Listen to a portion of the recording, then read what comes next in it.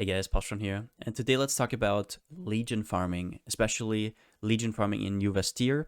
And we're going to talk about how you can exactly extract the most currency out of Legion scarabs, which have gone up over the last week or so. And the reason is people want to get to level 100. And the number one way to do that is for people to do 5-way carries, which means everybody wants these emblems.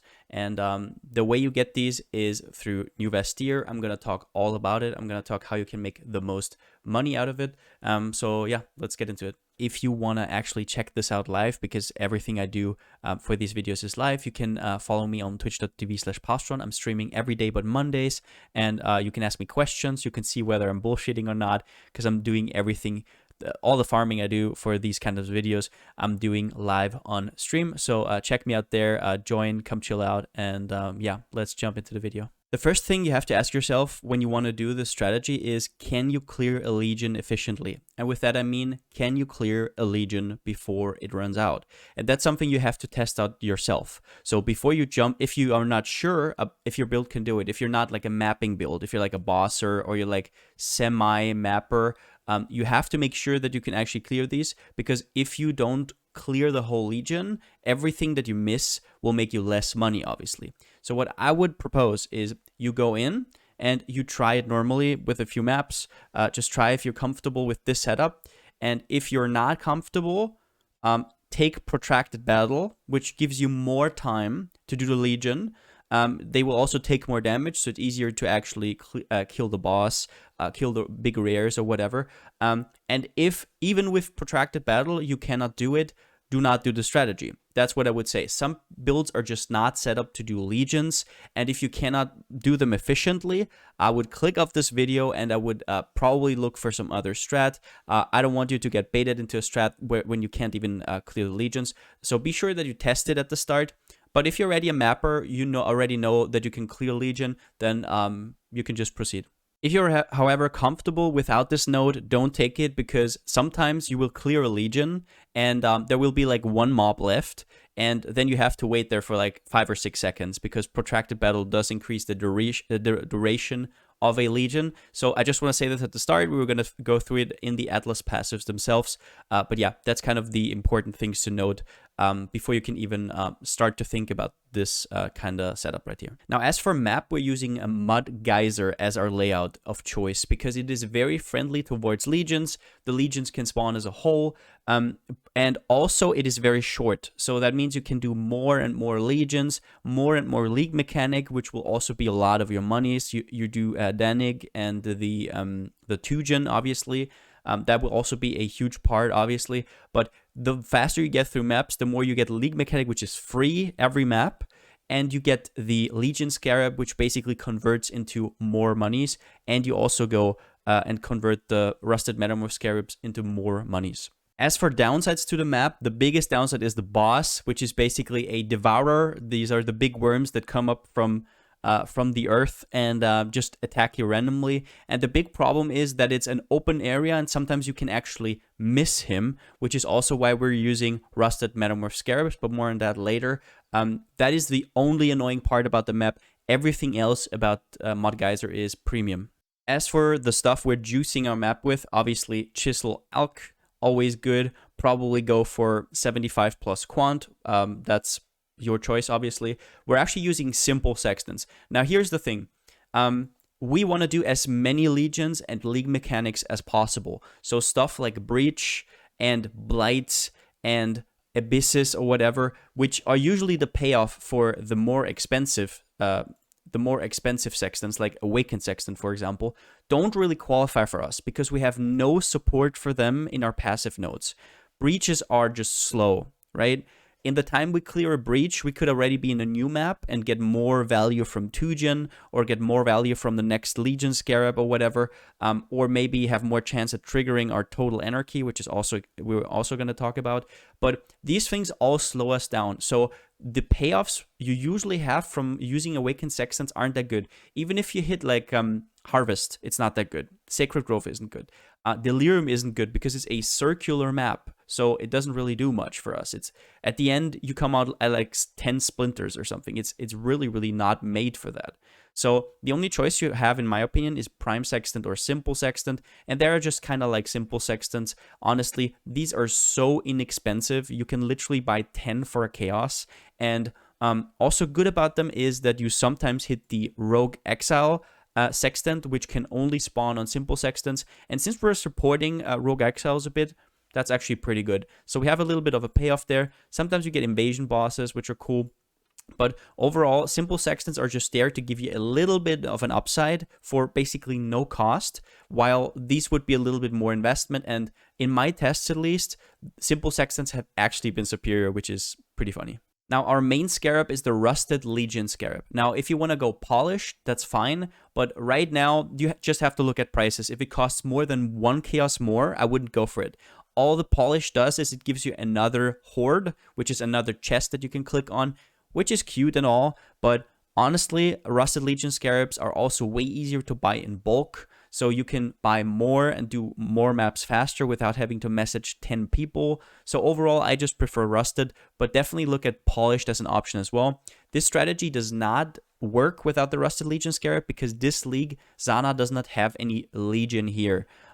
So basically, this is your only reliable way to get Legion, but we also do get 3% each from these small nodes right here for a total of 9% extra chance. And then there's also a 8% chance naturally on the map. So we have 1 Legion for sure from the Scarab, and we have 17% chance per map to just have it spawn naturally, which is also one of the reasons that we want to do maps fast and we don't want to bloat it with like blights or breaches or whatever, because the more maps you do, the more free legions you get from the Atlas passives and just natural legion occurrences.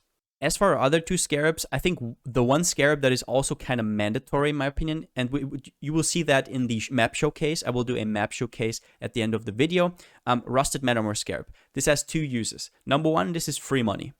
So Rusted Metamorph Scarabs are always money because there is a lot of catalysts that just straight up sell for 5C, for 4.5C. One sells even for 7C if you have 20 of them, the unstable one, at least right now. So Rusted Metamorph Scarabs are always upside. They also give you a ton of maps. So it's just overall, these cost 1.5C as of this recording. Obviously, if they go up, reevaluate. But right now, these are a complete no-brainer. I would throw them in there anyways. But something that the Rusted Metamorph Scarabs also do that's pretty cool is they actually give you the location of the boss. And the location of the boss, like I already alluded to, is super annoying to figure out sometimes because he just spawns randomly on you or you don't really know where he is. So that's also cool. You get the green marker on him from the Metamorph stuff because the boss always has a organ. So that's pretty cool. That's so for that reason alone, it's a no-brainer, but it's also just free monies. Now, on top of that, we're using a Rusted Cartography Scarab. This is just a choice for me because I like having a little bit more maps. I also want to farm maps for maybe my next strategy or something, so you can already anoint a T14 or a T15 that you like and farm for it meanwhile. So Rusted Cartography Scarabs completely depend on how much they are at the moment. Right now, they're pretty cheap. Just throw them in there, and this is the one flag slot where you can evaluate if you want it or not. As for Atlas passives, we're using War Supplies, which gives us an extra additional War Horde, which are the big chests, which is nice. This is not a game changer or anything, but it's nice to have. It's definitely cute. Now, one of the questions you might have, why not Glenak Cairns? And Glenak Cairns is decent, 10% chance to gain a Legion encounter. Don't forget that these small nodes in total also give you 9% though, so this node is kind of eh. And the small nodes here are absolutely atrocious, so that's already a trade-off. This big node is only as good as these 3 small nodes. You do get high-value targets in Glenak, which is fine, which is really good, but and face-to-face is okay. But here's the thing. New Vastir has Emblematic, and Emblematic is absolutely insane. So Timeless Splinters dropped in areas have 1% chance to drop as Timeless Emblems instead. So what this basically does is it doubles the amount of splinters you get, because every 100th splinter on average is going to go into a emblem directly, which means every 100 splinters you get 2 emblems basically on average. Now, that is crazy. This node is absolutely insane, and the number one reason you want to go with New Vastir, that is the reason you probably don't want to go with Glenna Cairns. Glenna Cairns is also fine, but I will not be doing a guide about that. I personally think, at least as of this recording, New Vastir is completely obliterates Glenna Cairns. But yeah, that's basically the Legion nodes. And then with Protracted Battle, the problem with this node is you have to figure out yourself if you want to take it. Right now, I just have the extra 5% to get an Abyss, which you don't even have to take. I took the small node here, obviously, because it gives us extra chance to get a Legion.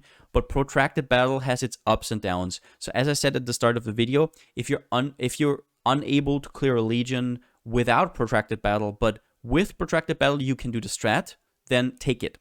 But if it isn't necessary, don't take it, because the problem is it seems like it's upside because the Legion does pop as soon as you killed all monsters, but with most builds, sometimes there's just a small normal monster somewhere on the side, and you thought you cleared the Legion, and you're at the end, and you don't know where that small monster is, and now since the duration is increased by 50%, it means that you have to like stand there for 6 to 7 seconds for no reason, which is obviously really, really annoying. So Protracted Battle is a necessary evil for some builds who want to do this, but if you don't have to, don't take it. Now, next up, we are supplementing our Legion strategy with Rogue Exiles. Now, in my opinion, Abysses are absolute garbage. They will make your map way too long. They just go anywhere they want. It is not really feasible for fast mapping, in my opinion. If you want to try it out, do it on your own caution, but it is going to cost you currency over the long run, in my opinion. I absolutely despise it. And what I don't despise is the Rogue Exiles here. So this node actually got buffed 2 patches ago without anybody really noticing, I feel like. Wild Rogue Exiles in areas have 50% chance to have additional rewards. What rewards means is basically they have a symbol over their head, like a Legion rare would have, right? So that can be scarabs, that can be divination cards, that can be currency, whatever. This is actually surprisingly good, and you will get good rewards from it. It can also be maps. It can also be bad stuff, obviously. It can be like rare armor or whatever. So it's kind of like a toss-up. But the thing that complements it well is Total Anarchy.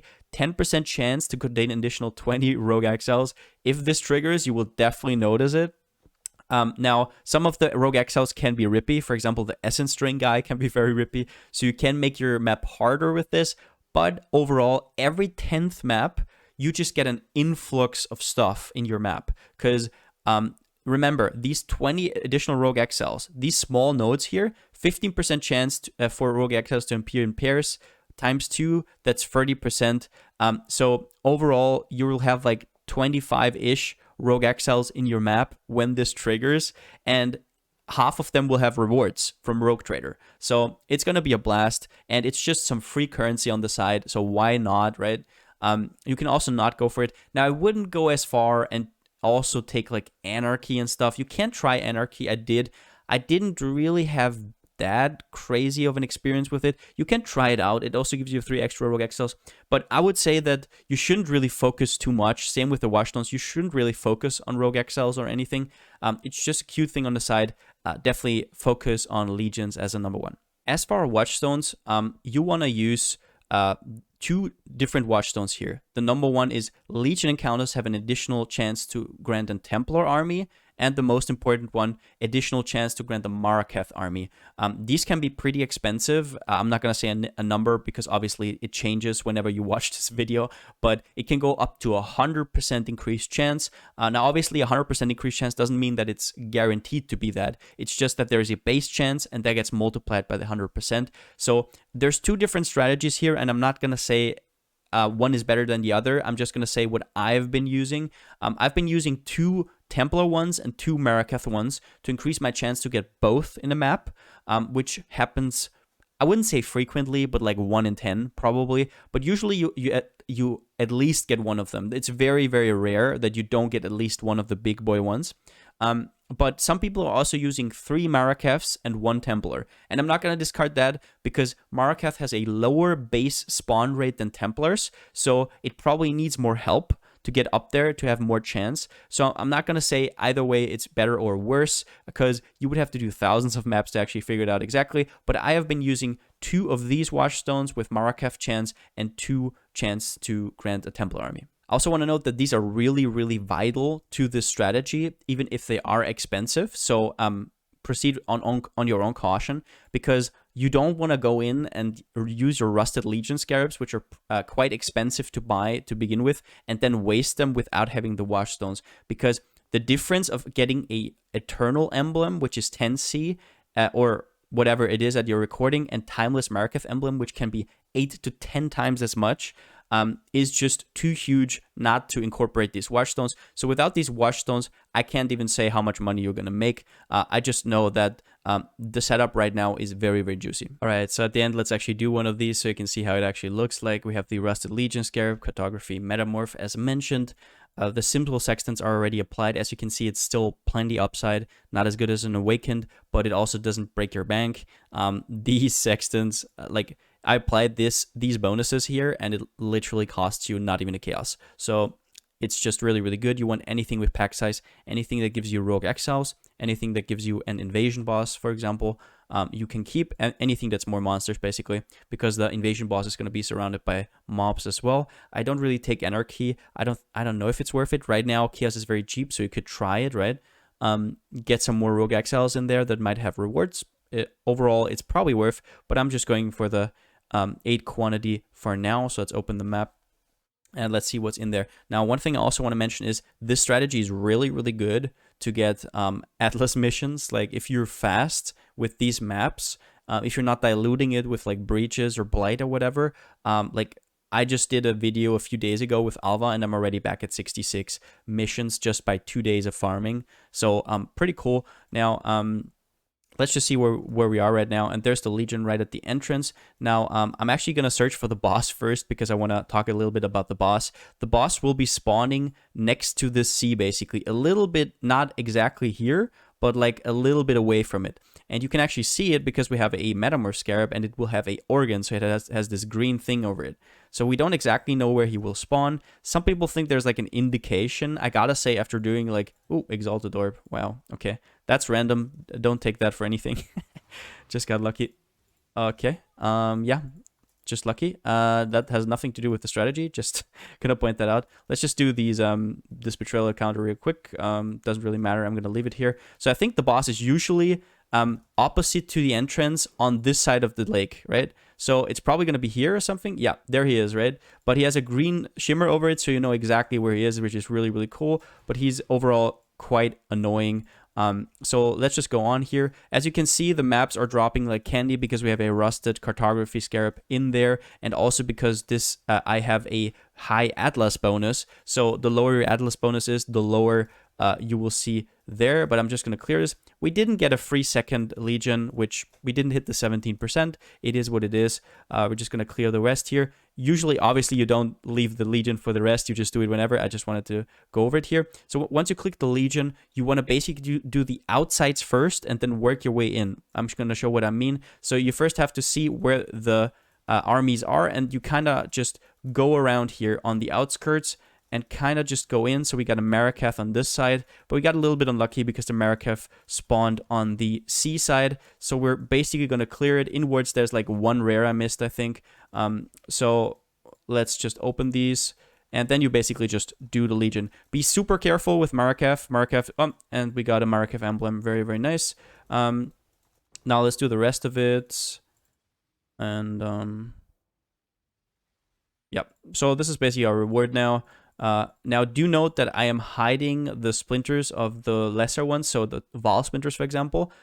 These, if you have 100 of them, they still go for 15C, so you can pick them up, right? I just have a very, very harsh loot filter because I don't like clicking all that much. So you can make even more here if your loot filter is like actually showing these. I just want to point that out. But yeah, take this with a grain of salt. Exalts do drop obviously a lot more because Legion mobs have currency and stuff, but this was just a random occurrence, both of these. Now we did drop a Maraketh emblem. This won't happen every map, so I also want to point this out. But basically, the strategy is just really, really nice. You get a lot of maps, you get a lot of random rewards, and at the end now, I will talk a little bit about the incubators as well. So this last section is really important to me because I feel like people are not taking the amount of currency you get from incubators seriously enough. A lot of people don't use them at all. A lot of people hide them. A lot of people sell them. We're going to talk about why these are so good and why you should never sell them. Now, first up, if you ask me which incubators, in my opinion, you should sell, you should probably sell the Geomancers. Now, this is always a 6-link, which is cool, right? But these actually sell pretty well if you have a lot of them.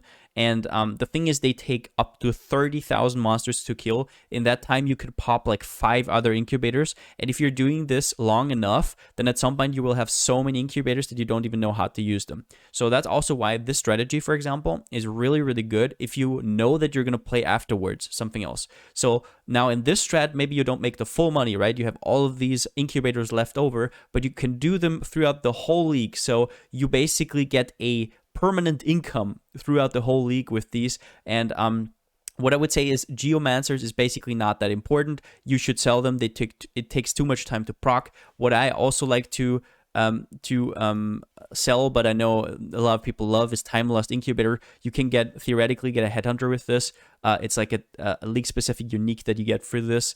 I don't think it's worth it. It takes 44,000 monsters to kill, which is like 8 to 10 other incubators in that time you could pop, and these sell also pretty well. So I would actually sell these and the Geomancers. Other than that, I would honestly pop all of them. Like, you get a Scarab, you get breach stuff, you get currency, which actually this one drops a lot of exalts, and with a lot I mean like 1 in 15 or 1 in 20 or something, which is a lot more than some of the other weightings.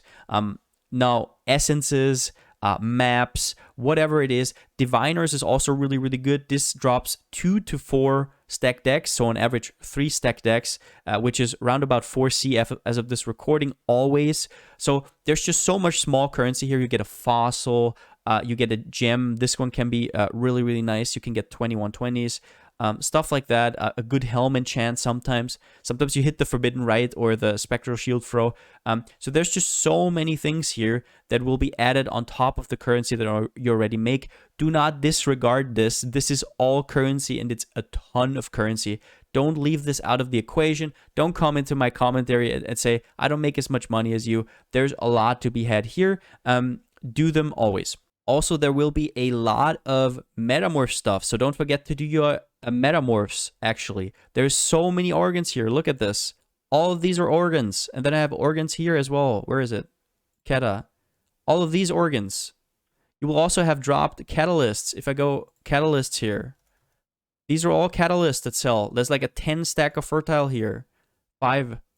Go through this. Like, there's so much small stuff that you have to incorporate as well. Do your Tanes here. Go to Tanes Laboratory. Do all these organs. You will get a ton of free currency. This is all free down there. Make your construct. You'll get a ton of monies. I can probably, right now, I can do like 80 or 90 metamorphs down here.